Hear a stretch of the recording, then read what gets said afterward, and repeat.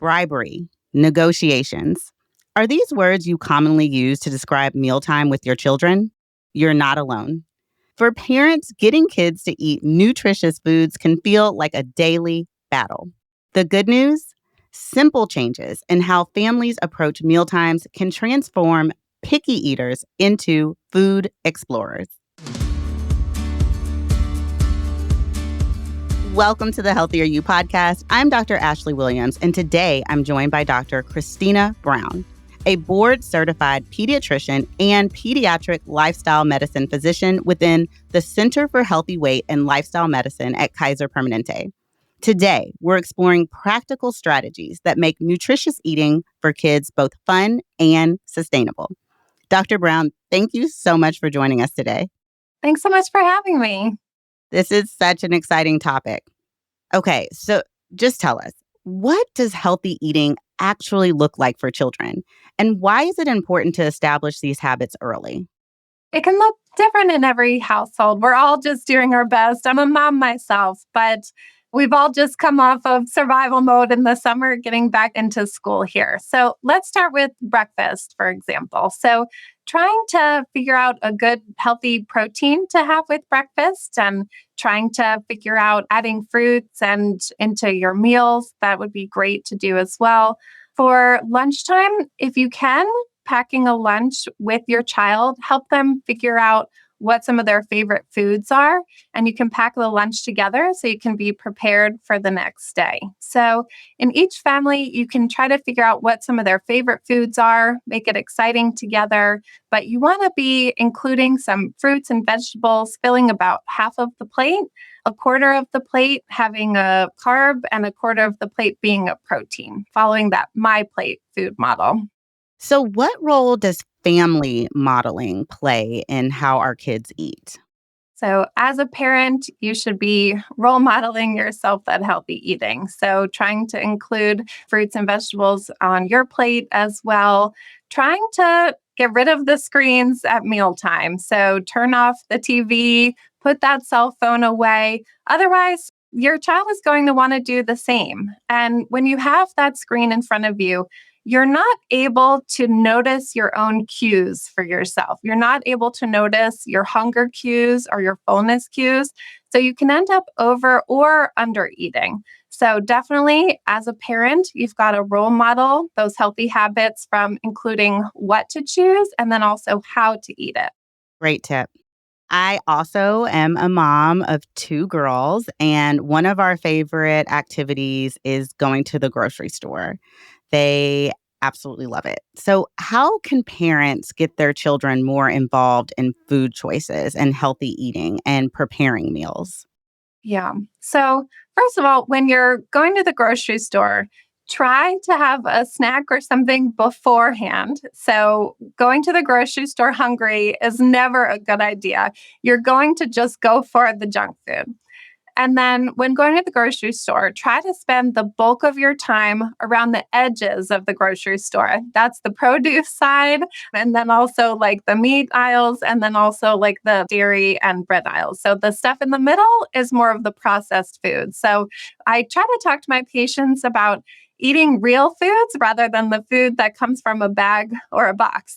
That's the food that comes from a factory rather than the stuff that comes from the ground or the trees. So, but make a list ahead of time if you can, so you can be prepared. The more prepared you are, the better. And you can even pick out a few recipes together that you want to make. So it's all age dependent as well. If you have a teen, you can help them build an incredible life skill. Say you can pick Tuesdays are your teen's day to cook, and they can research a recipe, figure out what they'll need for it.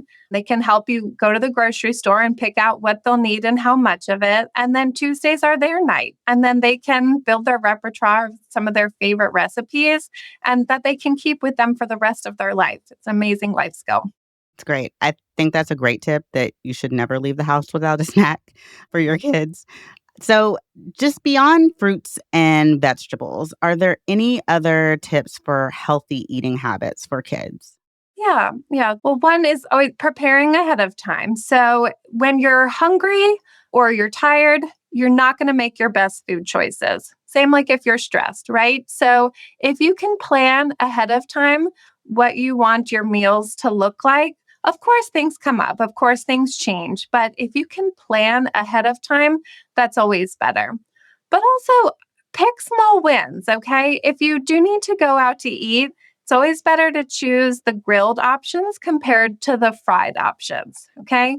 If you need a drink, choose the water compared to the juice or the soda if you can. They pack so many grams of sugar into those sugar sweetened beverages. And say you're working so hard, you're going to the gym, you're working on your healthy habits, you can drink so many of your calories so quickly with those sugary drinks. They're not great for your teeth. They're not great for preventing diabetes. They're just not great for your health. So you can take a big step backwards, so in 2 seconds downing a drink, especially on a hot summer day. So just little things can all add up over time. So I tell parents, well, who does the grocery shopping? Who pays the bill? Like, why is it even in the house, right? You're complaining your child is drinking 4 cans of soda a week. Well, let's not even have it in the house, because if you're seeing it there, a lot of people pass by the pantry or pass by the fridge. If you see it there, you want it. Or if it's an old habit, you go for it. But let's try changing that habit. Let's just not even have it in the house. So you're not even craving it. You're not even going for it. You have to plan ahead for yourself.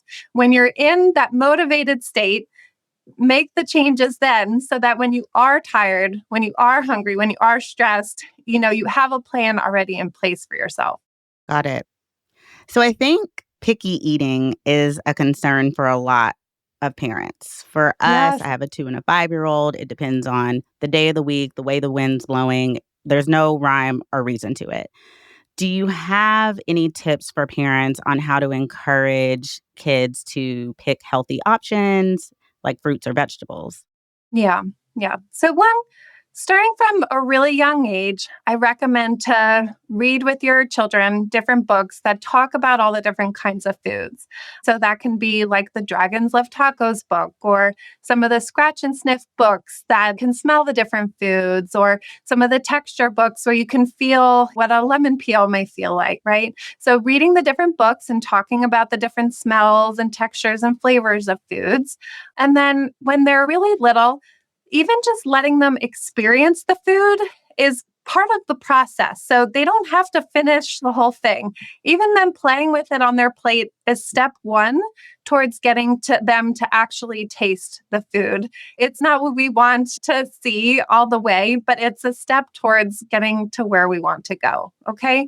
But try to set up the good habits all around. So minimizing distractions at the meal, trying to role model all of the things that we talked about. But even if they're kind of exploring the food, that's step one.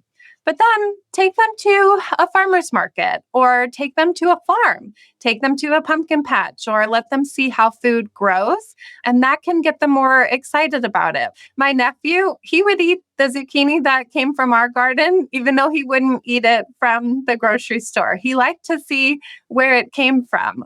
But you could even plant a small garden yourself, or if you don't have the land for it, make a little herb garden that you could do but next to your kitchen sink, and let kids see what happens when a seed turns into a plant, and get them excited about food, about real food. And that can create a gateway for you to talk about food, get them excited about it. And so that can be the start of the process to help with the picky eating. I also recommend to, if there's one food that they like, try something similar. Or if there's a food they like, add a condiment to it that can get them to closer to trying something else. So do foods that are similar, and that can help stepwise getting them closer to something else. But never forcing, just following their cues, keeping mealtime fun, and that can help with the picky eating.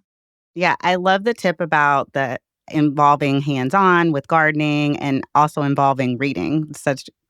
That's great information. Can you talk a little bit about how important having set family meal times are for getting our kids to eat healthy? Yeah, and kids are creatures of habit. It helps them know what to expect. It helps reduce stress for them when they know what to expect. So it is helpful to have a set mealtime best you can. We know some days you may have sports or scouts or things like that, but if you have approximately a set mealtime and if everyone can sit down to the meal together and can role model those healthy habits, that can help. So we know other things come up or parents may work late one night, but best you can trying to have a set meal time can be helpful so they know what to expect. And then speaking about mealtime, there's been some research about how extending meal times, even for just 10 minutes, can encourage kids to eat fruits and vegetables. Can you talk a little bit about that? Yeah, so it can reduce some of the pressure, right? It may be a different way than how we grew up, but it allows children that exploration time and allows them to be more comfortable with it and gives them that time to get more used to it and also notice their hunger cues. They maybe had to transition from whatever else they were doing and then see what everyone else was eating, get more used to the idea, and then take the time to eat those fruits and vegetables. We're always in a hurry these days, aren't we? Yes, we're always in such a hurry. But yeah, I agree. Just sitting down and having moments with our kids, I do think it does help get some more food in them and it can improve getting healthy foods in them. So thank you so much for this insight, Dr. Brown. Here are key takeaways from today's episode. 1. Fruits and vegetables provide essential vitamins, minerals, and fiber that children need for proper growth and development. 2. Getting children involved in meal planning, grocery shopping, and food preparation increases their investment in eating healthy foods and builds valuable skills. 3. Sitting down to eat with a family without screens provides natural opportunities to teach portion control and healthy habits. Extending meal times by just 10 minutes can significantly increase how many fruits and vegetables children eat. 4. Establish regular meal times. Make water your child's default beverage, teach mindful eating, and avoid forcing children to clean their plates. And 5, success with picky eaters requires patience and persistence, including them in meal preparations, continuing to offer rejected foods, and giving children choices within healthy options can help. For more expert advice, visit kp.org/doctor and listen to more episodes of Healthier You wherever you get your podcasts. If you found this episode helpful, don't forget to subscribe and share it with others. Thank you. And from all of us at Kaiser Permanente, be well.